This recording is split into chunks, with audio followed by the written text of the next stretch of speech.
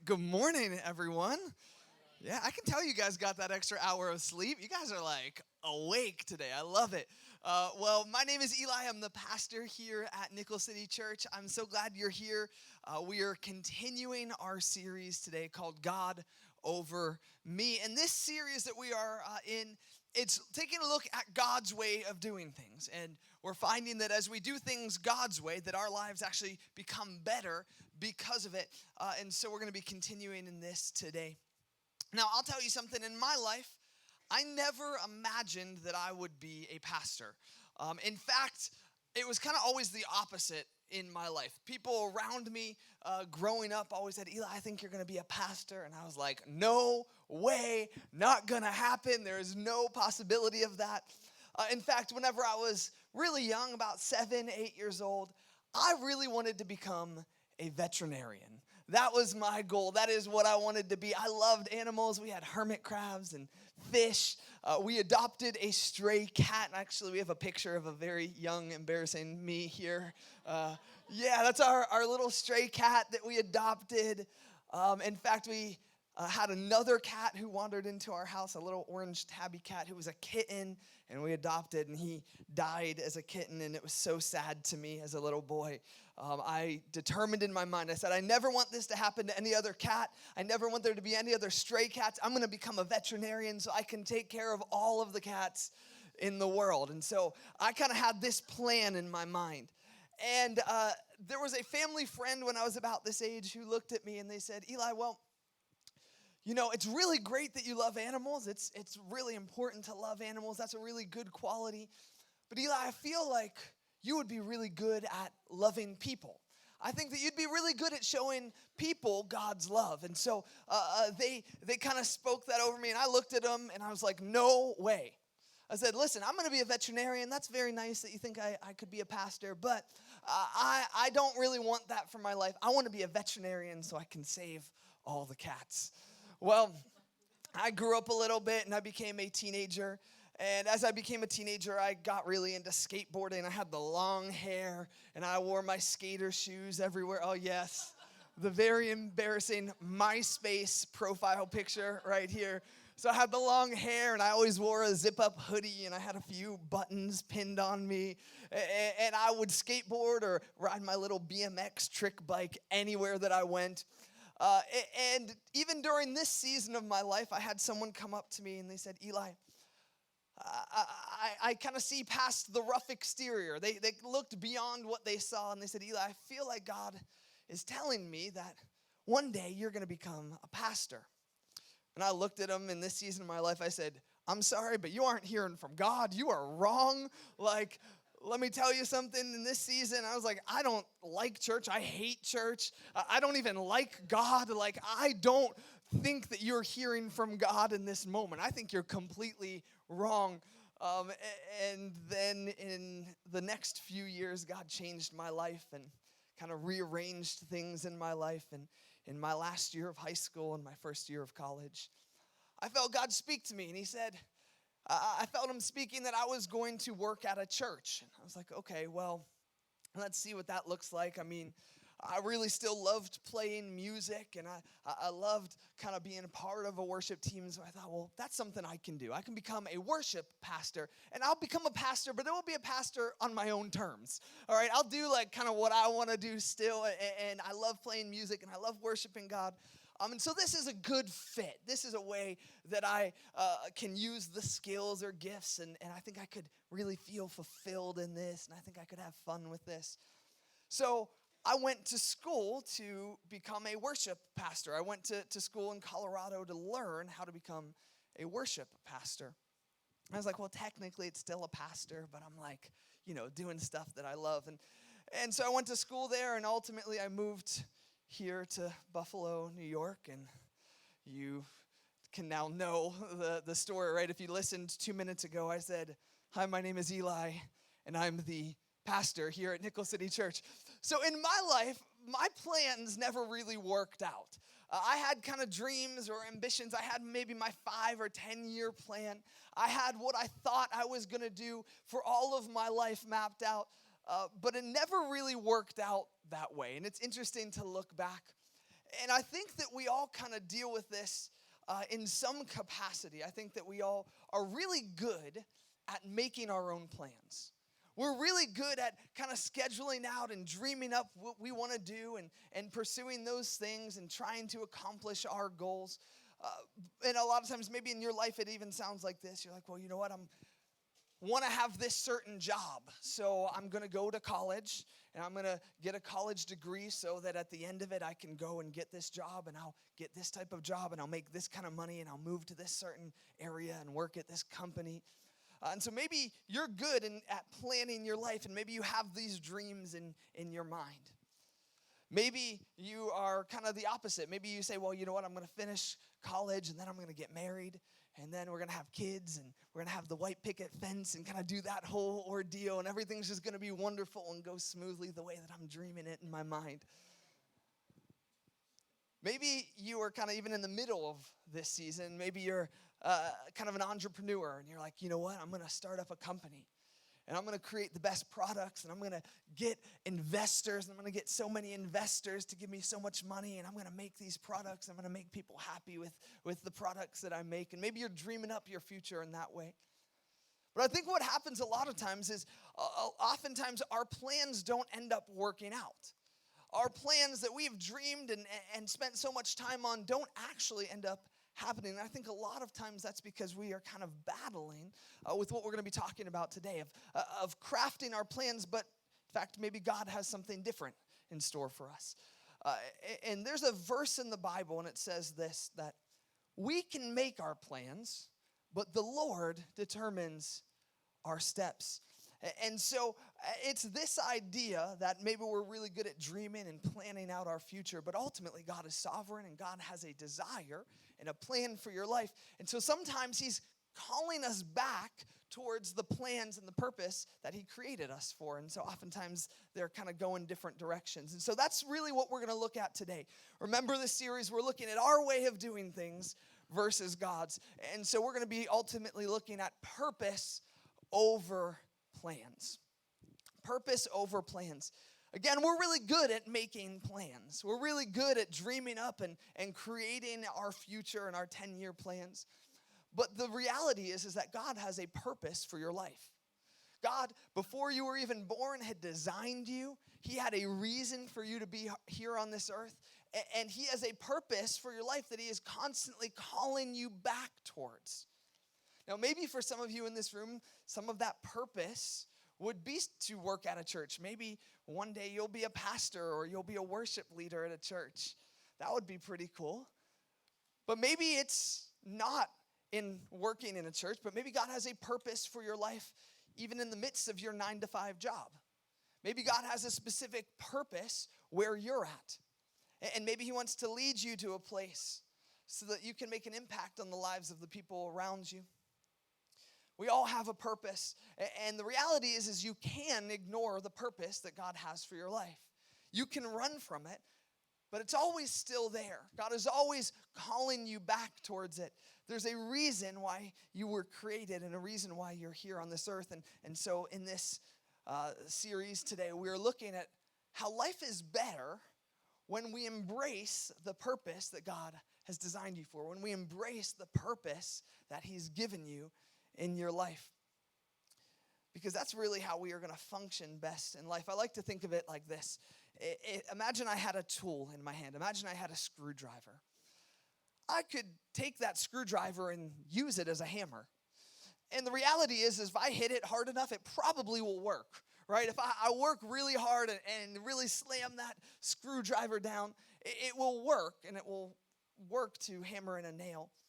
But the reality is that screwdriver was created with a different purpose.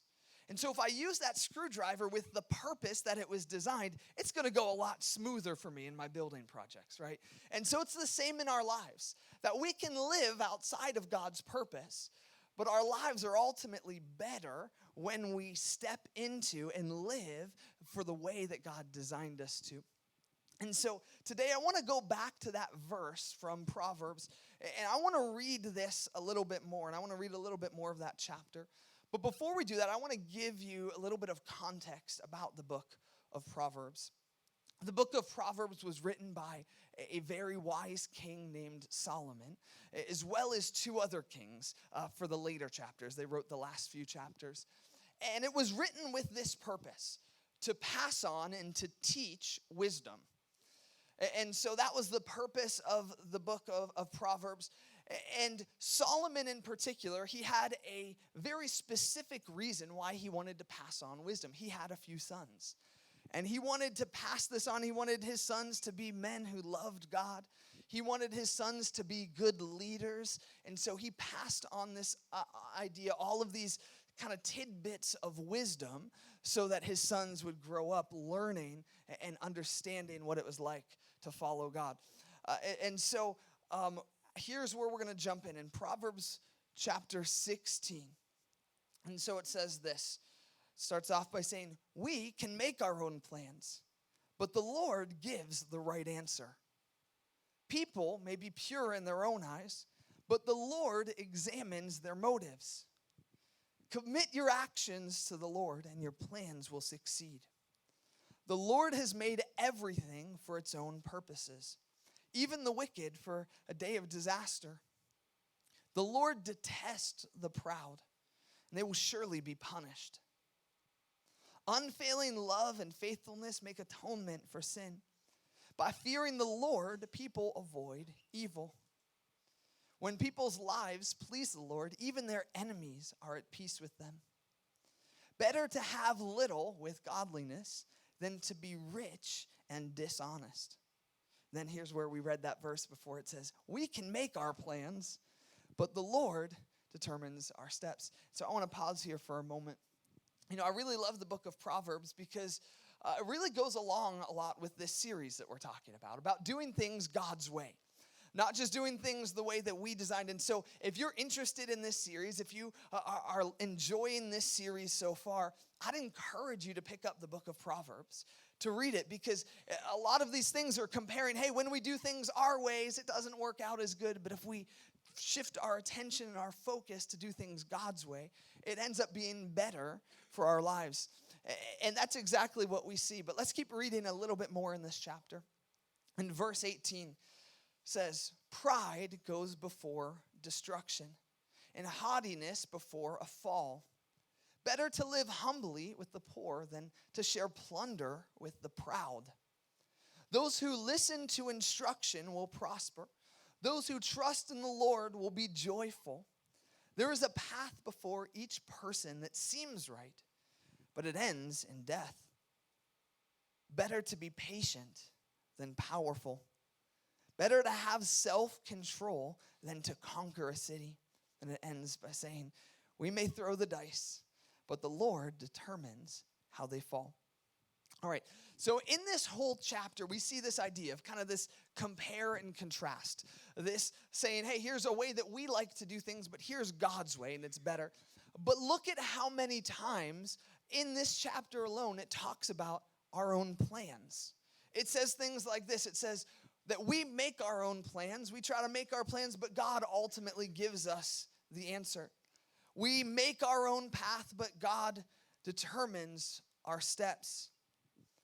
Says that there's a way that seems right to us, but in the end, it leads to our own destruction. And then it says that we might throw the dice, but ultimately God is sovereign and he determines how they fall. And so it talks often about this idea that we are good at crafting our own plans. That in our own mind, in our own way, we are good at making our own plans, setting our own course, but ultimately, God has a plan and purpose for your life that he's always calling you back towards. And so there's three things today, as we kind of look and compare and contrast our purpose with our plans. There's three things that I think that we naturally do. And so if you're a person who takes notes, I'd encourage you. This is a good time to pull out your notebook and write some of these down. Here's what we do naturally in our minds. The first thing that we do is that we plan. In our way of doing things, we are good at setting a plan. Maybe we dream up things of the future. We think, okay, well, here's maybe what I want to accomplish in 5 years. Here's what I want to accomplish down the road. We start dreaming and imagining what could be. We set our own course and we set our plans. And the problem with this part is oftentimes we are afraid of failing. We don't want to fail, so we set up plans that are just within our reach. We say, well, you know what? I don't want to fall flat on my face, so I'm going to set up plans and I'm going to dream of things that maybe seem attainable or things that might seem realistic in our own mind. And so we do that. We set up our plans. And then from there, we start to prepare. And for this, it's that we start to do the things, we start to check off the things that we need to do in order for our plans to come to life. So maybe for you today, it's college. You go, well, you know what? I have a plan, and I need a degree for that plan to come true. So I'm going to prepare my life. I'm going to go to college. I'm going to go to school. I'm going to do the things that I need to do in order for the plan to become possible. So we prepare. We do the things that we can do. We check off the list, and we try to obtain this plan that we've created. And then the last thing is that we pursue them. Right, we pursue our dreams, we pursue our goals, we pursue the things that we want to be when we grow up, the plans that maybe we've set. And this is what I think most all of us do. We do this in our lives. This is a pretty normal thing, and maybe you're looking at it and you're like, well, I don't even think that looks that bad. I mean, having plans and preparing to try to achieve those things and pursuing them, it doesn't even seem like it's a bad thing. And that's true. I would say that that's true. But remember that God has a better way of doing things. And so rather than just doing things the way that we've always done them, rather than just doing things the way that we've always seen it done, I want to encourage us today to shift our perspective, to pick God's way over our own. And so we're going to kind of compare these things. So in our minds, we like to plan. We like to dream up what's possible. And remember what I said is that oftentimes what that means, though, is that we kind of dream up what's just within reach. Maybe we have big aspirations, but it's really things that we think that we can accomplish on our own. But instead of planning our future, I would encourage us to do things God's way, and it's to ask God. To not just plan your own future, but to say, God, what is your purpose for my life? Not just to set your own ambitions and your own goals, but to stop and pause and start by saying, God, what are your desires for me? What is your purpose for my life? And this works in every area. Maybe you're in a job right now and you feel like it's a dead-end job and you can't wait to get out of it. Well, I would encourage you to stop and to ask God, say, God, what is my purpose at this job? Is there a reason that I'm here? Because a lot of times we just see what we want. But God might have a bigger purpose for you. Maybe it's a purpose that he's going to have you talk to a coworker and teach them who Jesus is in a real way. Maybe you're going to introduce them to a relationship with God that they've never experienced before. Maybe God has a bigger purpose for your life that you've not even thought of. And so we need to ask God, start by not planning out our own ways, but saying, God, what is the purpose that you have for me? And I think it's important to know that your purpose can shift sometimes. Your purpose can change as you move into different seasons.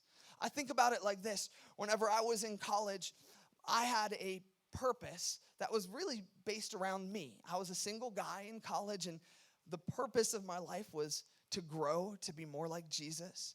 The purpose of my life was to build a relationship with God, to have a genuine and pure relationship with God. The purpose of my life was to discover what God's plan was for me. But now I'm married and we have 3 kids. And my purpose has shifted. I'm not just thinking about me. I'm not just focused on what I need to do, but my purpose is now taking a shift. Now I have kids to consider, that I have to teach and train them, that I have to raise them up, that I want to teach them what it looks like to have a real relationship with God. I want to teach them about God in a way that they can understand. I now have the purpose not just to focus on my life and direction, but to lead my family and to lead my kids into the purpose of their lives and to help them experience it and to be equipped and ready for what God has for them next. Now, it's not that my purpose before goes away. It's not that I don't need to grow to be more like Jesus or that my relationship with God doesn't matter. It's that my purpose has expanded. that now my purpose has shifted and now I have more responsibility to ask God, what do I need to do?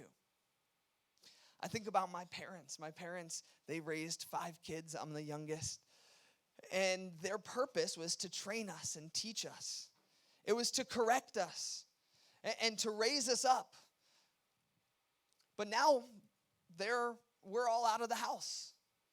All of us kids are out of the house, and my parents have said, well, we feel like maybe there's a new purpose for us. It's not to teach and to train and correct anymore, but it's our purpose now to resource. That maybe we aren't teaching and training, but we want to resource those who are.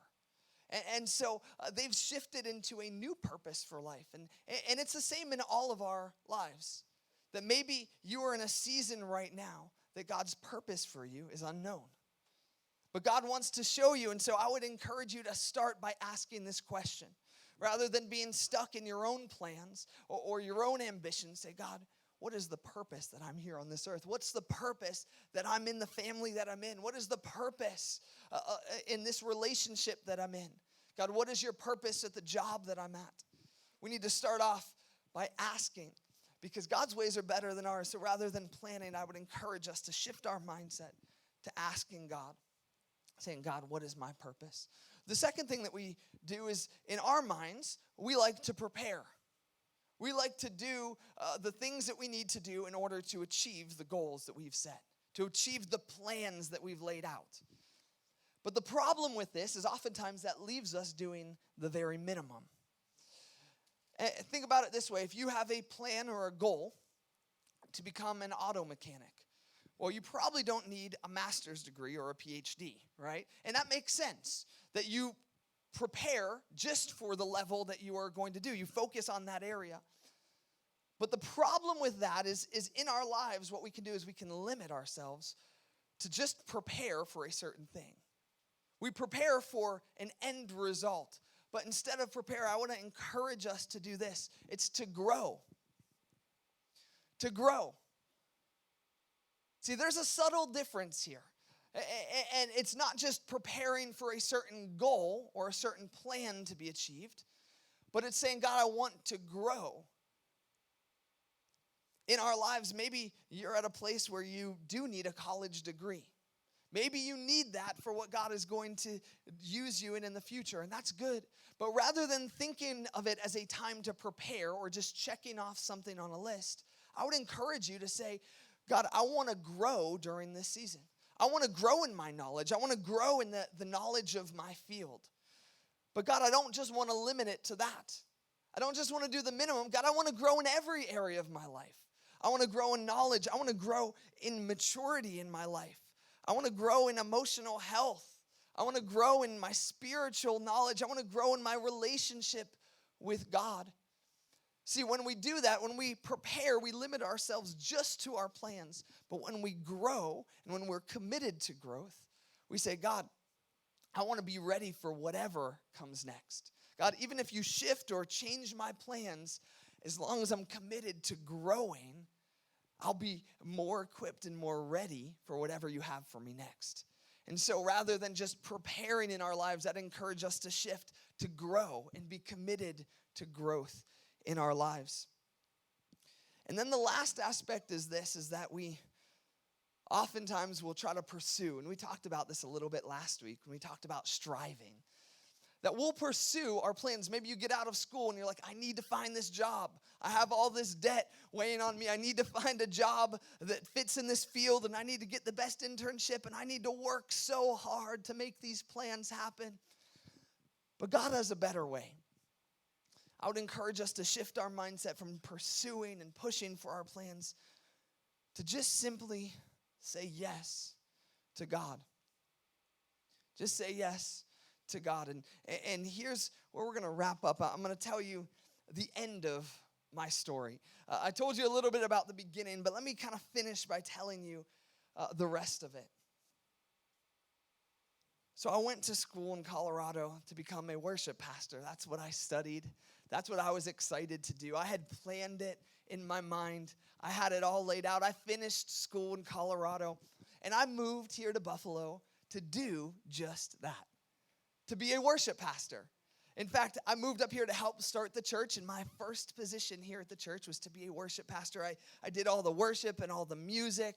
I did all the media stuff and all the sound stuff and the social media stuff, and I loved it. I was like, yes, all of my plans have finally worked out. I've arrived. This is the moment I've been preparing for in my life. All the work that's put in, all the courses that I had to study, it was leading up to this moment. And I did that for about a year and a half here. But as I did that, about a year and a half in is the church was kind of in a rough place. There was only about 7 people attending the church. We didn't really have any momentum. We didn't really have a lot of things going for us. It was a struggle. And after that year and a half, it even got worse because the lead pastor at that time, remember, I was the worship pastor. The lead pastor announced that he was going to be moving, that he was going to North Carolina to go be with his wife's family and to kind of go support them. And we looked at kind of what was happening, and my wife and I, we looked at the church, and we looked at what was going on, and we looked at how there wasn't much life happening, and we said, well, maybe this is our time to go too. You know, in our lives, this isn't what we moved here for. It wasn't just to be meeting with 7 people who are mostly leaders. That's not why we are doing church. We talked about it and said, well, maybe this is our time to go. Maybe it's our time to restart. But we didn't want to just be based off of our own plans. We took time. We said, well, let's first ask God. Let's pray. So we decided to pray about it. And we prayed, and in that moment, we felt like God spoke to us and said, well, I want you to stay. And I want you to stay kind of in the interim. I want you to become the interim pastor. And so that was what we did. We actually had a super fancy title. We were called the Interim Campus Coordinators, right? And the goal was this, that we stepped into this role thinking, okay, well, listen, we're going to try to fight some of these battles. We're going to try to get the church on the right track. We're going to try to kind of shift the mindsets. We're going to put in some work, and we're going to try to shift the direction of the church so that whatever pastor came in next would be able to run with it. That was our goal. If we can just get the church healthy enough for whoever comes in next, that they don't have to start at ground zero, that maybe we could start them off with some good momentum. And so that was our goal. We had a rough year. Man, we put in work. We had a lot of conversations behind the scenes. We put in a lot of difficult conversations. We were hurt. It was difficult. It was really difficult at times. But we felt like we were supposed to be here. We felt like we had a purpose. Then things kind of got even more complicated because the church started to grow. Church went from about 7 people to about 30 to 40 on a Sunday, and things were starting to go good. And we thought, okay, well, maybe this is the moment. Maybe someone will come in here and we can step back into a role of being a worship pastor. But things got more complicated because then we were asked to stay. They asked to change our title from interim campus coordinator to be the pastor. Not an interim pastor anymore, but to be the pastor. And I remember when we first were asked, we kind of looked at it, we're like, I don't know, I don't think so. That's not what my plans were, right? My plans were to be a worship pastor. It was not to be a lead pastor. It was not my goal to be a pastor. It wasn't my plans. I didn't prepare to be a pastor. And we were looked at and they said, well, why don't you just pray about it at least? Just pray about it. I said, okay. So we prayed about it. We prayed for about a month until finally we heard nothing. We heard nothing. After a month of praying, after a month of saying, God, is this something you want us to do? Is this something that you want us to say no to? I don't know. We came back, we said, we just don't know. We've not heard from God. And listen, this is such a big thing. This is such a big shift in our lives. The church needs someone who is really supposed to be here. So listen, we don't want to say yes. We're not going to say yes to this unless we hear from God specifically. Unless God speaks to us and gives us a yes, we're not going to take the job. So we continued in prayer. They said, well, that's all right, keep praying. So we continued praying. Another few weeks went by, we didn't hear anything. We're like, God, just give us a no. Like, we're okay with that too. Give us any answer.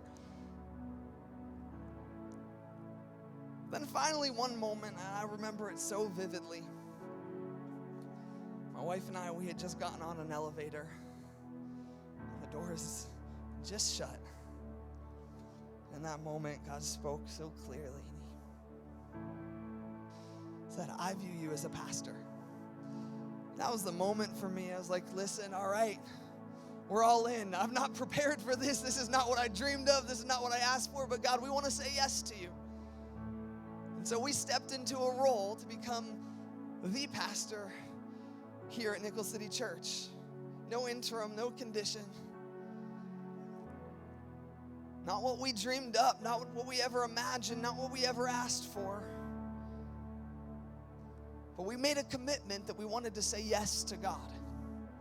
Man, can I tell you, it's been such a wonderful journey since that point. There's something special about knowing that you are living out the purpose that God designed you for. I look back to all the people all my life who said, you're going to be a pastor, and I told them, no way. It makes me laugh, but it's crazy that God had a purpose that he kept calling me back towards. Kept calling me back towards. Listen, God has the same thing for your life. He created you with a purpose. He designed you. Before the earth was formed, he knew you. And he knew there was a reason why he was going to put you on this earth. He knew there was a reason that you were going to be in Kenmore, New York. He had a purpose for your life. And he's calling you back towards it. Because when we do things God's way, it's so much better. So I'd encourage you, rather than just planning out your life, rather than just dreaming up your own dreams, I'd encourage you to ask God, God, what's my purpose? Rather than preparing and just doing the minimum that you need to do to achieve those goals. Say, God, I want to grow. I want to be committed to growth so that whatever you have for me, whatever it is, if it's tomorrow or if it's 10 years from now, God, I want to be ready for what you have for me next. And rather than just pursuing and pushing our own ideas, that's what would have happened if I was pursuing my dream of thinking I was going to be a worship leader. Rather than pushing and pursuing, just simply say yes to God. And when we do this, I believe God will lead you to amazing places. I believe you'll step even closer and closer until you're right in the middle of his purpose for your life. And it's beautiful and it's wonderful. So here's what I want to do. I want to close out today by just praying together. So if you'll take this moment as we close to just, you can close your eyes and bow your head. Again, nothing spiritual or magical about that, but it's just something that we do to help us focus on God, to not think about anyone else next to us, to not think about what other people are doing or about what's going on, but just to focus in just with our relationship with God. Listen, I feel like there's someone here today who maybe has felt like they've been forgotten by God, who feels like your purpose has passed. Maybe in this moment you're sitting here and you're saying, I feel like I've missed my opportunity or I've missed my chance, but let me encourage you today that that is not true. That maybe your purpose has shifted. Maybe your purpose has expanded and grown into new areas, but God has not forgotten about you, and it is not too late for you to step into God's purpose for your life. And as we pray today, I'd ask that you'll do this. Here's what I want to do. I want to pray over you. I want to pray a blessing over you. I want to pray that God will reveal himself to you in a new way. And so if you feel comfortable today, if you'll Can I just maybe lift your hand up or lift your hand forward just as a sign saying, I'm in agreement, just as a sign saying I'm receiving this. And if you'll do that now, we'll just pray here together. God, we are grateful that you are a God who sees us and knows us. God, that you created us and designed us. God, I pray for each person here, God, that you give them a reminder that you love them and that you see them. God, that you've designed them with a purpose in mind. God, I pray for those here who are feeling like their purpose has passed. God, I pray that you breathe new life into them in this moment. God, I pray that you bring a new perspective. God, shift our perspective from simply just doing our own things, from creating our own plans and preparing and doing the minimum and pursuing our dreams, God, that we would instead come to you, that we would come to you first and ask, God, that you would reveal our purpose. God, I pray that you'd reveal purpose in the workplace. God, I pray that you reveal purpose in relationships right now in Jesus' name. God, that you open up our eyes and shift our perspective to see why you've designed us the way that we are. God, help us to use our qualities to please you. Help us to step into your will, into your calling over our lives. God, I pray that we would live lives of purpose and meaning, that we wouldn't be content with just doing things our own way or just getting by, God, but we want to step into the way that you've designed us. God, I pray for those here. God, I pray that you would help us to be committed to growth. God, that we wouldn't just be content with gaining the minimum, God, but that we would step into a committed growth, that we would continue to grow so that we would be ready for whatever you call us to do. God, we want to be equipped. We want to grow spiritually. We want to grow emotionally. God, in our emotions. We want to grow in our minds and in our mindsets. God, we want to grow in maturity in our relationships. God, we want to grow in every way that you've designed us to. Help us be committed to this so that we're ready for the future. God, and I pray that you would help us to say yes to you. That we wouldn't just push through or work hard to achieve our plans or our goals, God, but that we would say yes to you in every circumstance, in every situation, God, in our daily lives and in the big decisions. That we would say yes to you, God, because you are good and you want to lead us into good places. You want to lead us closer and closer into our purpose that we were designed for. God, so help us to be committed to say yes to you. God, we are grateful. We love you. And we thank you that you are with us. God, that we don't have to figure this out alone, God, but that we can be close to you even in this moment. That we love you, and it's in Jesus' name we pray all this. And we say, let it happen. Amen. Amen. And guys, I'm so glad you are here today. We got 2 more weeks of this series. I'm really excited as we continue this. So I want to invite you back next week as we're going to continue this. But I also want to invite you to Connect Group. Don't miss out on Connect Group. Watch your mouth. All right.